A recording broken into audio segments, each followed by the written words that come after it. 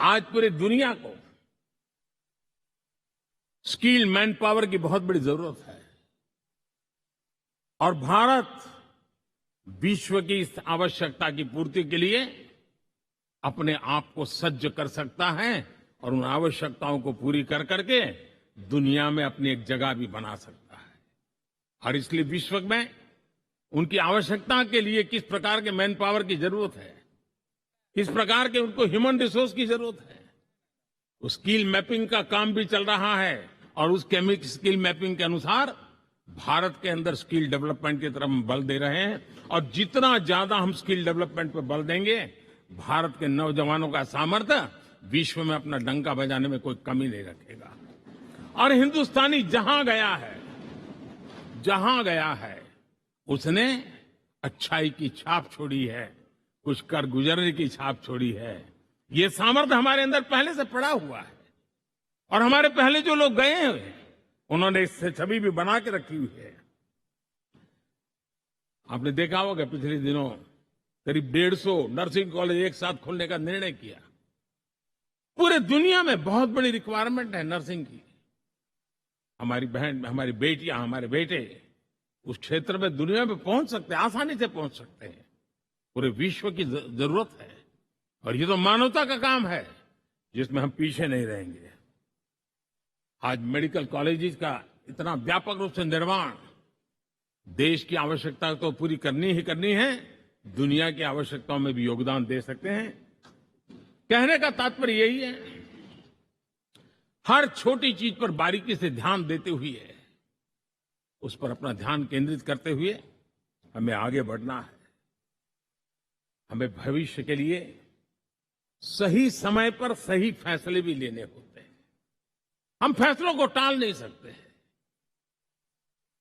हम राजनीतिक लाभ नुकसान के गणा भाग के अंदर अपने आप को बंधित नहीं बना सकते हैं। हमें तो देश के एस्पिरेशन के लिए हिम्मत के साथ नए निर्णय करने होते हैं। आज सोलर पावर के सफल मूवमेंट्स हमारी भावी पीढ़ी के लिए एनर्जी क्राइसिस से मुक्ति की गारंटी दे रहा है। आज मिशन हाइड्रोजन आने वाले दिनों में जो एनवायरमेंट की चिंता है, जो टेक्नोलॉजी में बदलाव आ रहा है, उसके समाधान का रास्ता देने का सामर्थ्य रखती है।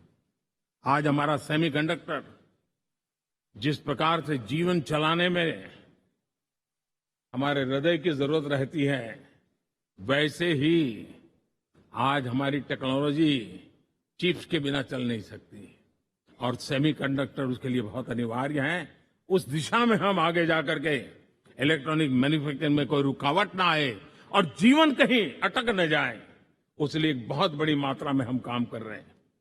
जल जीवन मिशन, हर जिले में 75 अमृत सरोवर, हमारी भावी पीढ़ी को, हमारे बच्चों को उनको कभी पानी के बिना तरसना न पड़े, इसकी चिंता हम आज कर रहे हैं। विश्व के बाजार में हमारा हर व्यापार कारोबार पहुंचे, कॉम्पिटिटिव ताकत के साथ खड़ा रहे, लॉजिस्टिक सिस्टम को और अधिक कम खर्च वाला बनाना, एफिशिएंट बनाना, उस दिशा में हम बहुत नीतियां लेकर के चल रहे हैं। आज समय की मांग है कि भारत का एक ऐसा भारत का हम निर्माण करें। नॉलेज, इनोवेशन, ये समय की मांग है और दुनिया में हमें अग्रिम पंक्ति में जाने का ये रास्ता भी है। और इसलिए पिछले हमने समय नेशनल एजुकेशन पॉलिसी के साथ साथ टेक्नोलॉजी के बढ़ावे के लिए हमने रिसर्च और इनोवेशन का एक कानून भी पारित किया है, ताकि हमारे देश के नौजवानों को इस इनोवेशन के और चंद्रयान 3 की सफलता के बाद देश के नौजवानों के मन में विज्ञान की तरफ आकर्षण बढ़ रहा है। हमें मौका गंवाना नहीं है। हमारी युवा पीढ़ी को हमने रिसर्च और इनोवेशन के लिए पूरे अवसर देने हैं और इस इकोसिस्टम को बनाने के लिए हमने एक उज्जवल भविष्य के निर्माण की नींव रखी है। आदरणीय बंधुगण, सामाजिक न्याय ये हमारी पहली शर्त है। बिना सामाजिक न्याय, बिना संतुलन, बिना समभाव, बिना समत्व हम इच्छित परिणामों को घर के भीतर प्राप्त नहीं कर सकते। लेकिन सामाजिक न्याय की चर्चा बहुत सीमित बन के रह गई। हमें उसको व्यापक रूप में देखना होगा।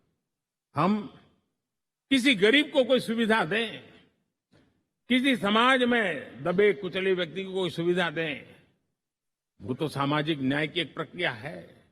लेकिन उसके घर तक पक्की सड़क बन जाए ना, वो भी सामाजिक न्याय के लिए उसको मजबूती देती है। उसके घर के नजदीक में बच्चों के लिए अगर स्कूल खुल जाए तो वो भी उसको सामाजिक न्याय की मजबूती देती है।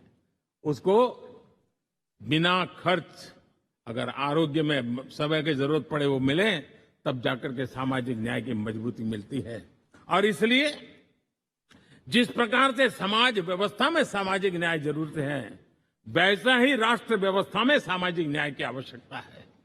अब देश का कोई हिस्सा पीछे रह जाए, अविकसित रह जाए, ये भी सामाजिक न्याय के खिलाफ है।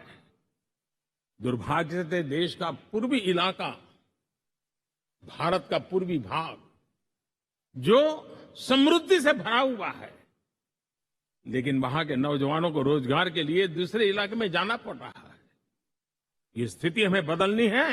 हमारे देश के उस पूर्वी भाग को, इलाका को समृद्ध बना करके सामाजिक न्याय की मजबूती भी हमने देनी है।